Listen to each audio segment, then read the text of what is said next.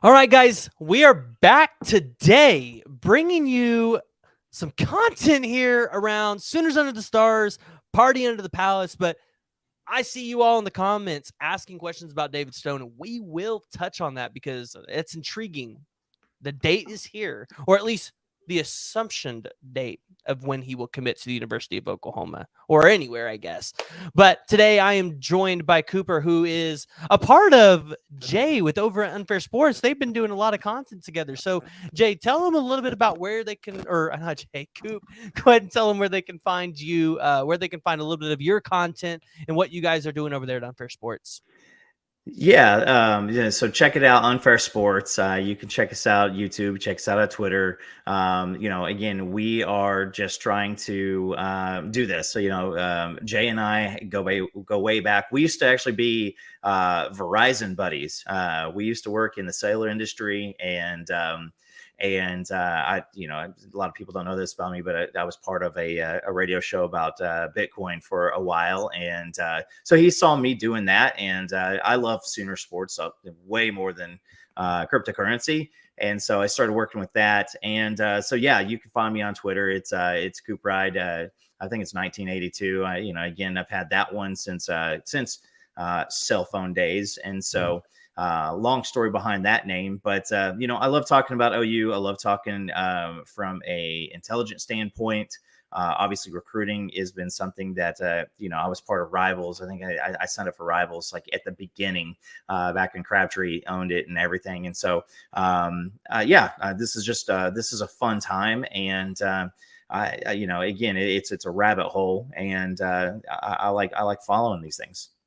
Yes, it's a lot of fun. And today, Oklahoma, it's getting to be fun to be an OU football fan because they just got a commitment from the 4-star wide receiver, Elijah Thomas. And I'm going to be honest, I had a video all made for somebody completely different. Was not Elijah Thomas. So after we're done live streaming here, there will be a video going right up for you guys on Elijah Thomas. You guys can go over and check that out. But what were your thoughts kind of just around Elijah Thomas committing to the University of Oklahoma? I mean, this one, I feel like to me came out of left field. Was not expecting this one to drop. Again, the OU going in and pulling guys here from OK Preps is massive. And I do want to answer Dominic out of the chat. Yeah, guys, we're live. It's going on right now. It's 5:23 p.m. So you are not doing this the day after. But there's been a lot of criticism on the previous regime on passing on a lot of OK Preps talent. And if you talk to a lot of people around the recruiting services, 25 is absolutely loaded. This is a year to where you could see quite a haul from the state of Oklahoma, just with the massive amount of talent that we have. So Elijah Thomas, again, this is another person, he has A&M offers, he has Alabama offers, and he is going to be one that this year you're going to see him kind of climb up the rankings. 6 foot 170. He's going, still has some room for grow. He's got some room for weight. But again, he's not the 5'9", Brandon Thompson like type of receiver who's really, really speedy. But he's also not, anything that we've seen now recently with 6'6" receivers coming in. He's just right there in between. So, pretty exciting.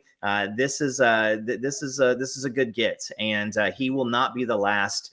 We talked about it in the green room. We got what's going on right now in Norman for 2 days ago, yesterday, today, this weekend. There's more fireworks yet to come. Oh yeah, and like I said, guys, I had a completely different video recorded and made and ready to go, and this one dropped. So maybe watch out for that one tomorrow or this weekend, because I definitely expect to be able to post that one. But yeah, no, Elijah Thomas, a wide receiver out of Chakota, Oklahoma.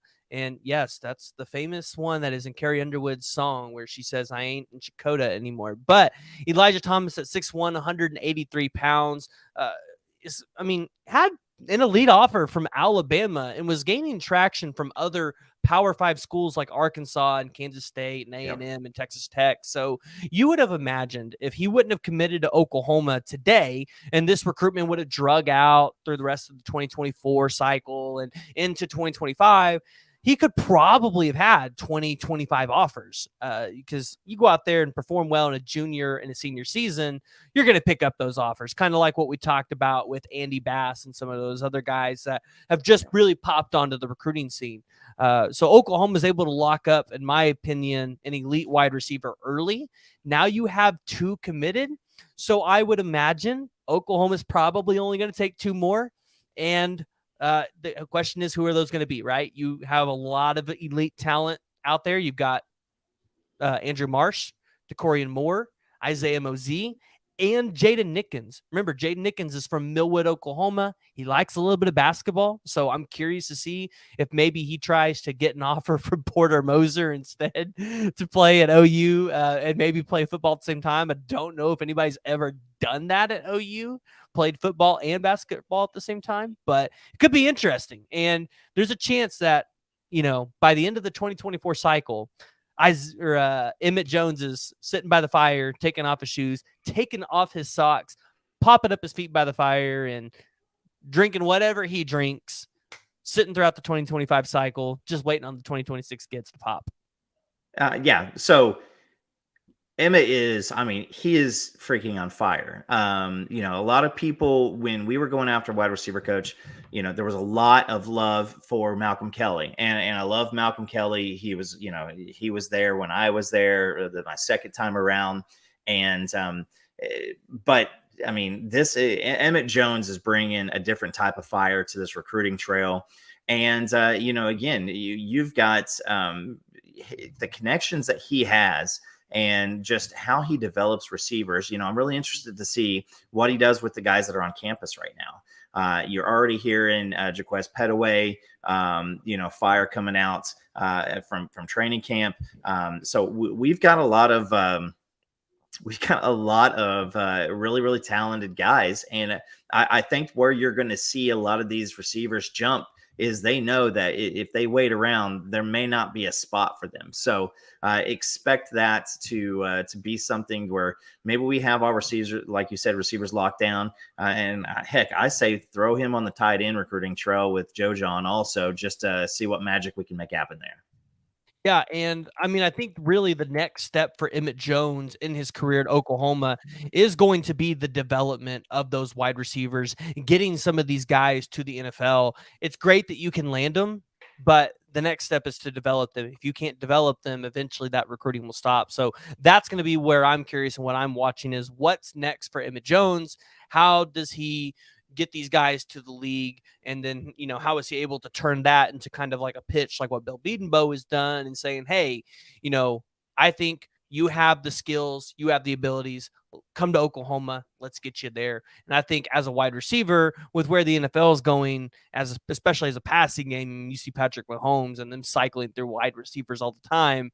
I think it'll be a little bit more of an appealing pitch to the masses as we get into 2026 and 2027. But JC Lamb here with $2.50. OU is locking down Oklahoma, just like BB said. That is true. That is true. He's locking it down. And I know some people might say, well, he lost Zadavian Sims. Well, Zadavian Sims wasn't coming to Oklahoma from what it sounded like, guys. So there's only so much the staff can do to lock down their state and keep players in state if the player is being receptive. If they're not being receptive to that message and being receptive to the recruitment, you can't really put it on the staff.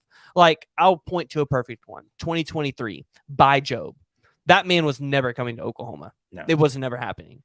So in a situation like that, you can't really blame the staff. You can't say, hey, they're not doing a good job. They're not locking on the state. There's just some kids that don't want to play at Oklahoma. And that's fine. That's fine. Whether they're an Oklahoma State fan or wherever, we'll just let them do what they want to. But we got to talk about the other big news that dropped actually last night. And that was it was this morning. But David Stone kind of announced last night that he was making an announcement, and that was David Stone announced his commitment date is going to be August 26th. The question is, what's so important about the date of August 26th? What is he doing? So Coop, what are your thoughts there about David Stone? Where do you think he ends up? Do you think he's a Sooner? Because I know this is one that Oklahoma fans have been keeping their eyes on for, I think it's going on 2 years now. Yeah, I mean, I think that there's someone on Twitter that has like 220 straight days that he's tweeted David Stone until he commits, and he's going to keep it going until August 26th. So I know that is everybody wanted to know when. Like everybody has these thoughts about these, nationally ranked number one, defensive tackle, number one edge, defensive lineman. And I think with all the positivity, and a lot of people thought that we were going to have these things locked up, and it was almost a guaranteed deal, that anything that really dissuades from that notion, people are losing their minds on. I firmly believe that David Stone, number one, would not be personally escorting his friends with Jaden Jackson and Michael Patterson McDonald to OU unless he was the ultimate villain and he was just trying to use his influence to get them on campus. That's not who David Stone is. David Stone he's an Oklahoma boy. Again, I believe that he's a Sooner. I believe that the conversation that him and our staff have had with Todd Bates and Brent Venables, that they are in an understanding that this is a process, go through, do all this stuff. Let's have these conversations, go around. I've heard rumors of, well, maybe he's checking in on what NIL capabilities are from other schools by taking all these extra visits and everything. He's coming to OU. And him going the day after Caden Durham. I've got a little tinfoil hat, if you will. But yesterday he said big news coming down tomorrow on Twitter, and Caden's immediate response was, "You commit, then I'll commit." And so I think that there's something there. There's a lot of people maybe think that Caden Durham's not fully OU at the moment. They're really good friends. And so I fully, and obviously Stone's not going to LSU. So I expect that between now and September 8th, which is where Nigel Smith's going to be committing, I think that all of our dreams, all of our wishes are going to come true. And I think that there's possibly another name that gets tossed in there in that time frame. And I know that I've shared that with you because you and I both kind of share the same sentiment with a certain defensive lineman whose brother plays at Texas. I think that there's some stuff that's potentially happening there. But guys, this line is going to come together, but we are spoiled, right? This is going to be the best defensive line ever. And I heard a stat the other day that since the composite rankings have came out, no team has ever signed the number one edge rusher, defensive tackle, and running back in the same class. And OU is lining up to do this. So let's have some patience. Let's enjoy it. Once it's there, now they got to show up on campus and be the all-stars that we think that they're going to be.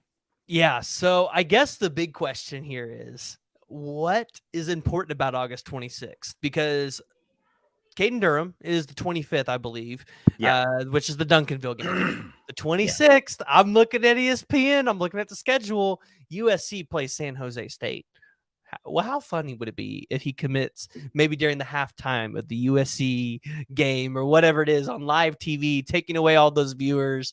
David Stone getting into the pettiness a little bit. I would love to see it. I'd love to see it. I'm trying to figure out exactly when and where he's committing here. He can come over to my house and do it. That's fine. I got nothing wrong with it. I'll have to do some searching. I saw somebody say something. I'm gonna have to take a look here in a second, but there is some stuff there. And again, if you put these things out, like David does not do anything that has not been super calculated. There's zero that he does that's not super calculated. And so there are some people out there that feel like they've got a pretty good tab on it. And I've heard, Josh McCuistion even had made a comment that, until he commits elsewhere, he doesn't believe it's, David Stone's going anywhere besides OU. Yes, and we talked about how it really could be a domino effect for Oklahoma with David Stone, where you likely don't see people. It seems like the Oklahoma staff doesn't do this, where they let guys commit on the same day. They like to have the domino effect and create that momentum, and you're going to see that. So, Caden Durham on the 25th, David Stone on the 26th. Could we see somebody on the 26th or the 27th really just gain Oklahoma some traction? Because I'm going to say this: you get a guy like David Stone in this class. This is something I have said many times. It changes the perception of what Oklahoma is doing on the recruiting trail and what they can do. You're going to have guys turn their heads and maybe give Oklahoma an official visit look during the season when maybe they wouldn't have even given Oklahoma a look before. And I look at some IMG teammates, maybe like on the offensive line, a guy that he has to line up against every single day, Jordan Seaton. Maybe you see him potentially give Oklahoma a look here. Maybe you see who's that safety that ended up at Texas, Jordan Johnson Rubel, who's also teammates at IMG Academy. You could realistically see David Stone try to lure some of those guys here, especially if Oklahoma's class and those spots has not fully filled up. I think, there'd be an opportunity there. So the defensive line for Oklahoma, it's special. Kenny Hall says, except for Dominic McKinley. I think Oklahoma lands Dominic McKinley if it was today. If it ended today, I think Oklahoma lands him. And that's just because it seems like the staff has done a tremendous job at pushing this whole mission, at building this relationship with Dominic McKinley and his mom. It's something that I think is going to go a long way for Oklahoma, even into National Signing Day. And so Eric Bloomkist, but the $20. Hey, you know what? Anytime y'all drop a super chat, I really appreciate it because Caitlin and I are buying a new house. So all of this goes towards new house fund. It goes to help build the podcast because, hey, you know what? This new house, we're going to have an actual studio. So it's going to be awesome. But Yeah. And so I found it. So IMG is actually going to be taking on St. Joe's Prep on ESPN on the August 26th. So he probably commits after the game.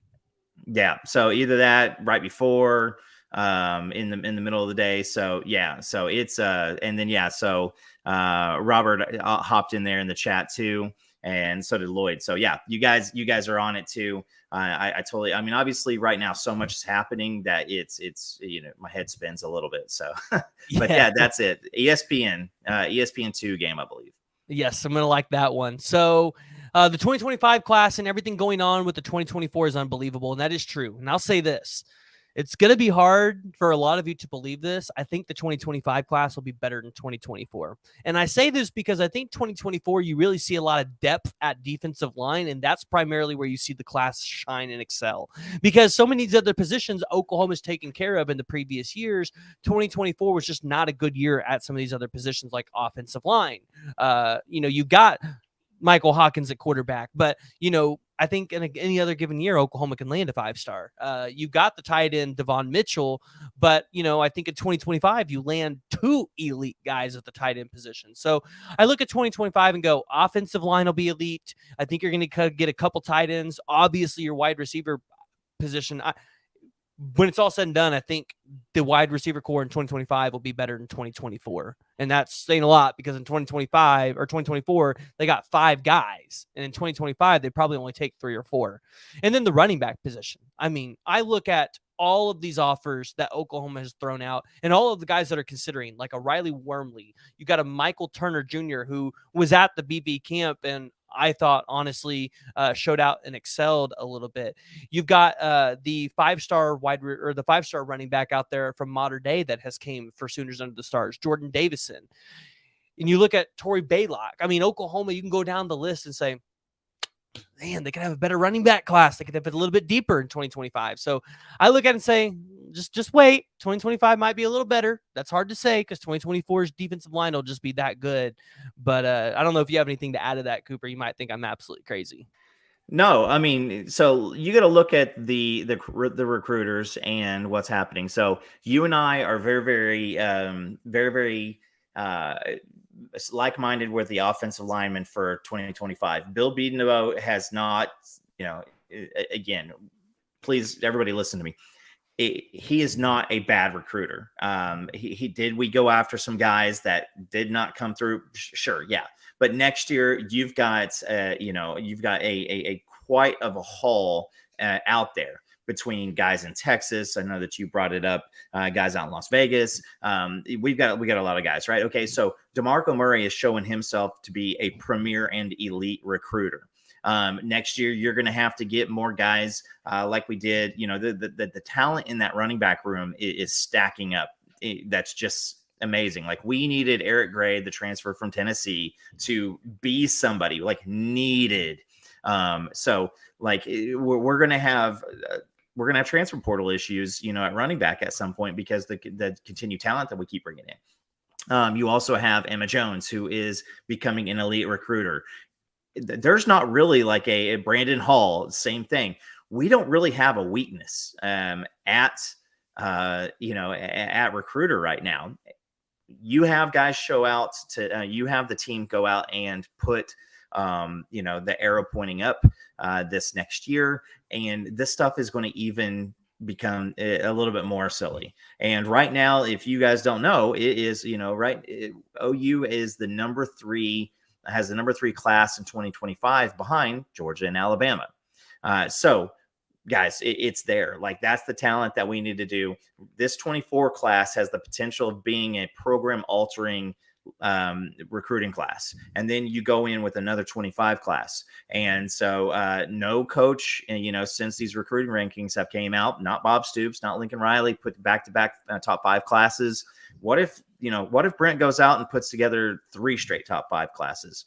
Now, this is there's the 12-team playoff is going to be a difficult one. We're going to see 3-4, SEC teams in here, and I fully expect OU to be in the mix.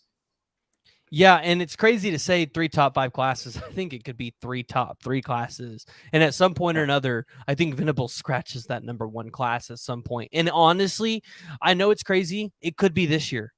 Georgia just lost a 5-star linebacker in Riddick. And I know they're getting other guys. I don't think they land KJ Bolden. So I don't think Georgia's class will be as deep and as strong. And if you land a Dominic McKinley, a Williams Winery, a David Stone, we've talked about it. I'm not going to hide it. I think Mozelu is going to be a part of this class. Even when other people thought it wasn't going to happen.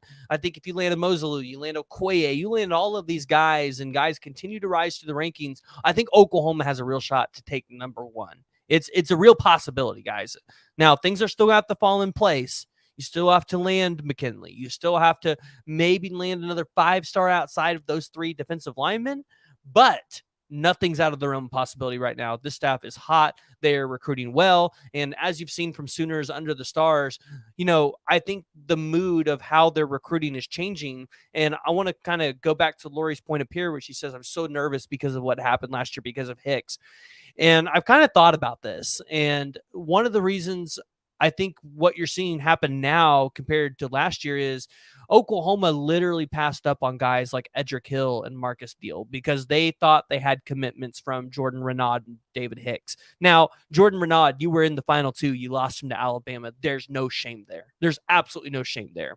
David Hicks, you literally had the commitment up till the last hour of that whole ordeal. So Oklahoma really was, I think, in a good position last year. Just the cards didn't roll in their favor, and it was a young staff learning how to handle the recruiting trail. And I think you're starting to see that change. You're starting to see the mindset change, which is why I think they're taking guys this early and why they're throwing offers out in the 2026-27, because they can just go ahead and start building those relationships. And, like with Kevin Sperry, you get guys on your side that can go out there and recruit for you as players, even in the dead period. I think that's important to note is in the dead period, if you don't have any players committed, you can't talk to these guys. So if you got players that are in your pocket, in your back door, out there constantly recruiting for you, I think that's ultimately, where you're going to be able to succeed as a staff. And I think that's kind of what the staff's doing. Well, and let's be honest, Lori, PTSD from Hicks is straight across. I had a contact that said that OU was trying to even get an NI deal, which incorporated the Oklahoma City Thunder at one point. A&M essentially gave his father, the control of a football program. So, guys, I like the Hicks thing is what everybody remembers. And then, but you still got to think, we pulled Peyton Bowen, Jackson Arnold, PJ Adebaware, and those are three absolute studs. Super underrated Lewis Carter. So now what do we have? All right, so now we've got a potential of 7 or 8 defensive linemen who there's not one program in the country that would not ask, if you said, hey, come pick one of them, there's not one program in the country be like, nope, we're good. We don't need any of those guys. That's the number one player in the country. Don't be so sure on Zena going to Texas. I mean, you and I feel the same way about this. He's on that power line graphic, and those guys, like I said, they know a lot more than they've hinted at stuff, and they're still 17, 18-year-old kids, and they're going to let certain things slip, especially when guys are extremely zealous, like Wyatt Gilmore. He's the one who's the first one who sent that out. So I don't think that we see a Hicks situation, and the NIL game that we have shown is light years ahead of what it was last year. Well, and you have to have the NIL game nowadays. And I think, where maybe staffs across the country were a little bit hesitant to utilize NIL, and now all of a sudden they realize it's a priority. And you're going to have to pay specific guys more than other guys because they know what their talent and they know what their value is worth. And if they can get it in college and then go get it in the NFL, that's what they're going to do. A lot of these kids, they just want to be able to take care of their families and they want to be able to take care of themselves. And you guys, if you have been to college, I didn't go to college, but if you guys have been to college, you know how it is. Broke, you don't eat very well. So I'm sure, they like the ability to make money and be able to live a little bit more comfortably while they go to school. So just looking after some of the comments here, does anyone think we won't get Stone or Nwaneri?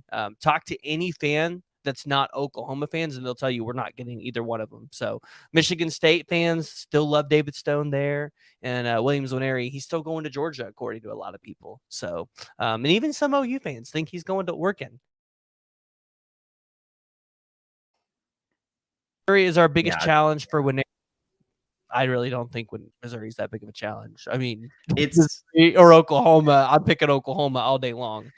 Yeah, well, okay, so this is, it is less than 100 miles away from his home.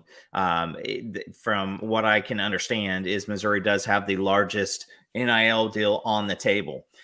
This could be even, a program that doesn't show some upward, that coaching staff may not even be there. So to lose the number one player in the country who is in your backyard, think about it. Think if, I want to bring up failures of the past, but remember the meltdown that happened around Robert Meacham, and this is OU. Like Missouri is not on the same level as Oklahoma is. They're not. It's just not there. But think of the meltdown that would happen if the number one player in the country, a defensive lineman, are gold in the SEC, offensive lineman too. And so if we lost something like that for somebody who was playing down in Ardmore, the town would lose their ever-loving mind. The fan base would go nuts. And so they are throwing everything they can. That being said, it is, that's a conversation where the family goes, it's not you, it's me. We love you guys, all respect. Thank you very much. But yeah, I don't think Missouri.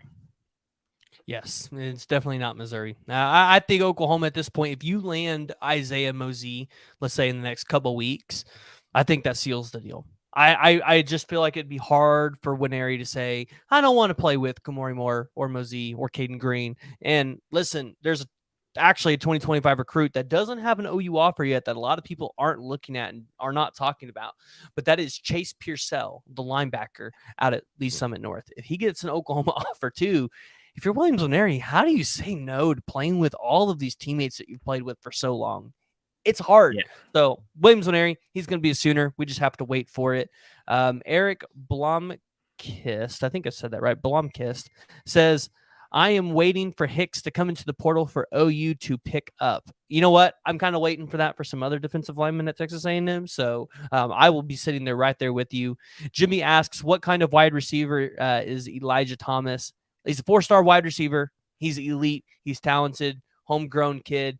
And Eddie Radosevich actually just put out a tweet that I think actually sums it up pretty well with what Emmett Jones is doing on the recruiting trail. And he says, Emmett Jones hasn't coached a game yet at Oklahoma, but he's made serious waves in recruiting. 2023 transfers, Brennan Thompson and Andrell Anthony. Remember, Andrell Anthony was a highly coveted 4-star wide receiver out of high school.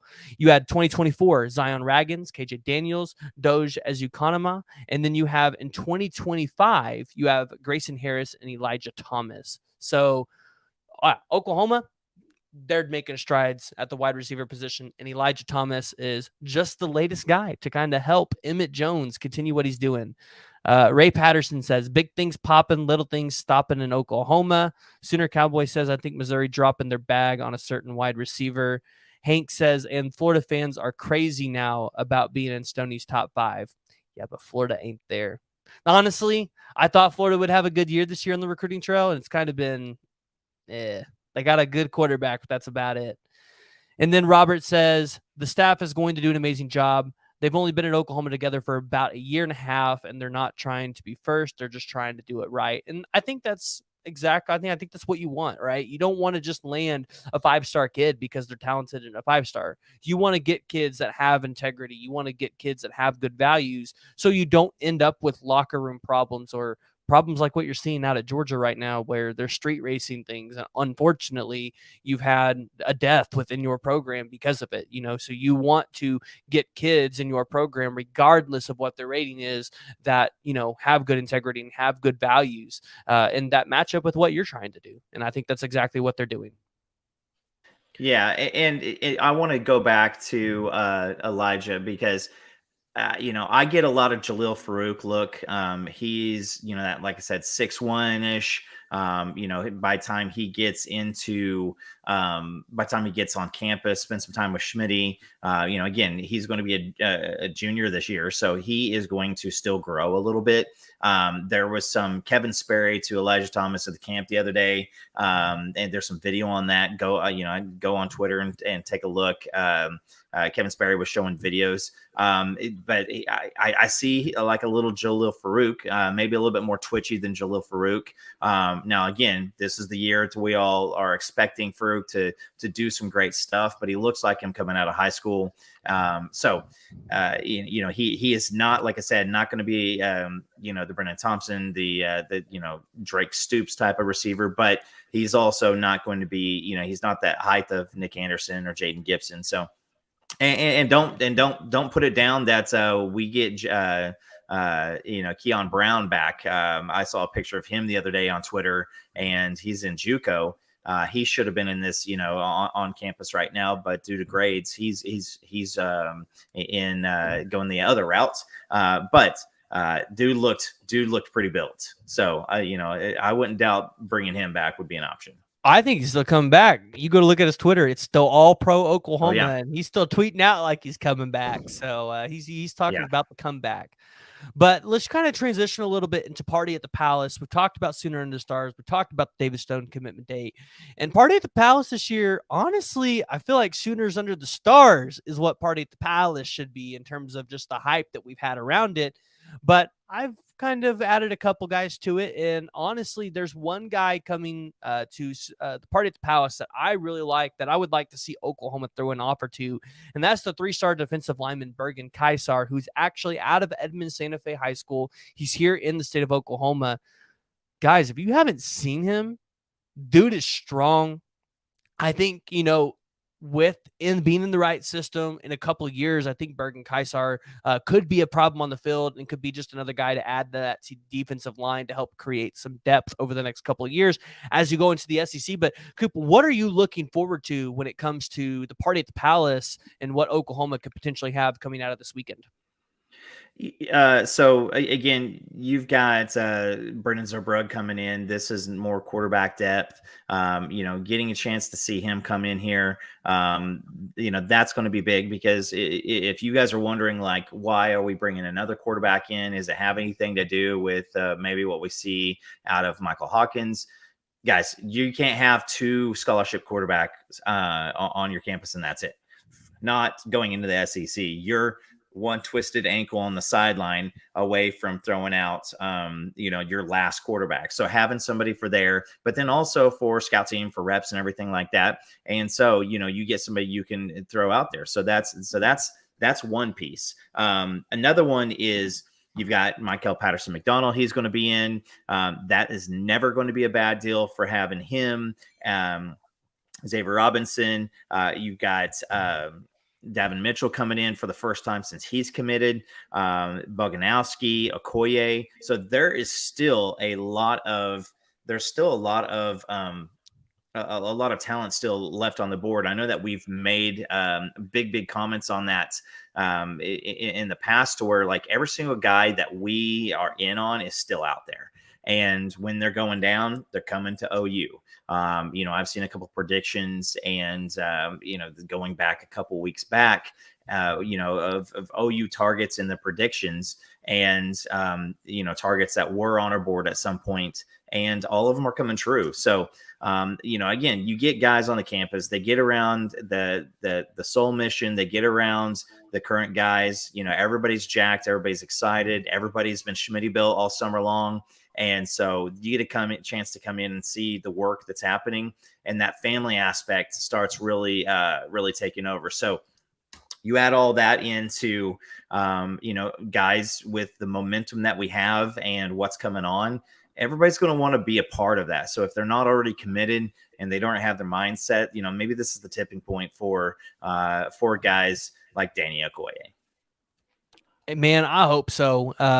Oklahoma fans would just be ecstatic if they were able to go in and land a guy that for so long I've said I don't think Oklahoma has a good shot at, or really I think a lot of people have kind of thought this with Danny Okoye, just because being from an Oklahoma State family, you would have thought, hey, Oklahoma really doesn't have a shot there. So I think Party at the Palace could be big for Oklahoma. But as we go ahead and start to wrap this up, because guys, I have church tonight. It's Thursday night. We're starting our revival at church, so I got to be able to get to that. But I want to talk about the Big 12, and I know I'm throwing this on you last minute. Didn't talk about it in the green room. They have acquired Colorado from the Pac-12, and it appears that Utah might be leaving the conference. They were in Dallas. They were meeting somebody on March 31st. I sent it in our group chat. Oregon and Ohio State, they had an interesting collaboration picture on the Buckeye page. That's something that I think people might want to pay attention to. And you got to ask the question, is Washington going to follow Oregon? So what are your thoughts about conference realignment? The Big 12 really just trying to go out there and take a foothold and be grabbing these names out there. Well, I'll say this. Brett Yormark is doing a phenomenal job outside of the OU and Texas sour grapes. He is not a college football guy. He is an entertainment guy, and he is doing a great job. That being said, nobody, if you thought that the Pac-12 had a chance in a very hot place, you weren't paying attention. The moment that USC and UCLA left, that conference was doomed. The Phil Knight money is going to be wanted, right? That's a great audience. That's up there in the Northwest. Washington. So if you think of this, like if the Big 12 were to be able to pull Oregon and Washington, that doesn't alleviate OU and Texas going away, but it does go a long way. Oregon got spurned by the Big Ten, a couple years ago. And so I fully believe that it's up in the air. Now, I've seen conflicting stuff about the Oregon and Brutus the Buckeye. I don't think that that's what the announcement, I don't think that would have been, very kosher for Ohio State to drop it that way. A lot of people were saying that maybe it was a home and home situation, but you've got no idea what's going on right now. You've got people meeting. You've got the Board of Regents. If you watch the Board of Regents thing for Colorado, I don't think the Board of Regents were too thrilled that they were going back to the Big 12, but I know that the athletic director and the president, they both did. So Colorado comes to Big 12. Already it's a spectacle without a game being played yet. Obviously the Dion stuff, everybody wants to see. It's going to be must-see TV this year. I don't hope that it's an absolute failure. I don't think it's going to be a phenomenal success year one, but they're going to have to come out and compete. And again, that's a low bar because they have been dog junk since for a while now. I think even if they go out there and win 4 or 5 games this season, that's a huge success for Colorado, because at that point you're going to see production, you're going to see improvement on the field. And I think that's really what Colorado's going for. They're going to be able to show prospects in 25 and 26 and in the portal, hey, this is what we're doing. You can see, look at Cormani, look at Travis, look at some of these guys and how we developed them so far and where they're going and where their careers are going. Come be a part of what we're doing at Colorado. And hey, by the way, we're playing in at least the 3rd best conference in the country. And I think that's probably what the Big 12 is going to be, because I think it's going to be deeper than the ACC. I think the ACC is just too top heavy with Florida State and Clemson to survive. I think at some point, the ACC will probably be the next to disbanded. But if Oregon and Washington end up in the Big 12, I mean, you lose Oklahoma and Texas, but you gain all of the teams that you just gained in UCF, Houston, Cincinnati, and BYU. You get Oregon, Washington, Colorado, and let's just say you get Utah. That's a pretty good haul to replace your 2 program blue blood schools, right? You're getting 1 blue blood in Oregon, and then the rest, I mean, are really just good, solid mid-tier programs that will make your conference good up and down the board. So I think the Big 12 is doing a good job, and I'm excited to see where they go in the post-Oklahoma and Texas era. Remember, Colorado is a founding member of this conference. Yes, and they tweeted the graphic back. We're back, and that was kind of funny. But how would you like to be on that Oregon to South Florida trip, especially if ESPN dropped a little, hey, we want you to play on Friday night game? That's the one thing. There was a graphic out, and we're gonna have to dig that up and retweet that out. There was a graphic out about like all the mileage that all the Big 12 teams were going to be doing this year. And listen, as bad as the Big 12 really treated OU and Texas with the holding calls last year, we had a pretty favorable travel distance. I think our biggest trip is probably that trip out to Provo. So, but yeah, that the travel thing, I'm wondering a little bit about that. Obviously with charters now, I don't know, I'm not a jet pilot and I don't know anything about those things, but there's going to be quite a bit, it's going to be pretty spread out. But again, it's all about the TV market. I work at ABC, and we're still selling sports. Like, sports is still going out the door. We picked up the Dallas Cowboys preseason this year. And so, that's what we're out here slinging. So it's about the TV dollars, and that's where people are going to be watching more than ever now, even with the writer strike. But that's a different topic. Man, the Cowboys, who would want to show that on their network? I don't know anybody who would want to show the Dallas Cowboys. They ain't no good. You want to show the Chiefs. That's where you want to go. But guys, listen, this has been an incredible live stream. You guys have been extremely interactive, and this is the kind of energy I want when we're hosting these live streams. I want you guys to be extremely interactive here. I know some of you guys were asking about Gus Cordova. I think that one comes soon. Just buckle up. Stay tuned. Oklahoma's hot on the recruiting trail. Like I said, I bet going into the 2025 cycle, OU has 7 or 8 commits. But Coop, go ahead and tell everybody again, one more time, where can they find you and Jay at? Where can they find your guys' collaborations? And most importantly, where can they follow you at? Yeah, so you can come check me out at Twitter. And like I said, I dropped it's Coop Ride 1982.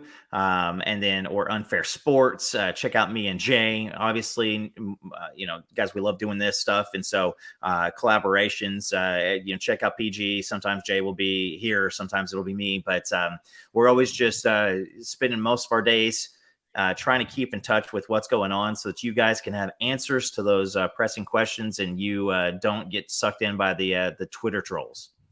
Yes.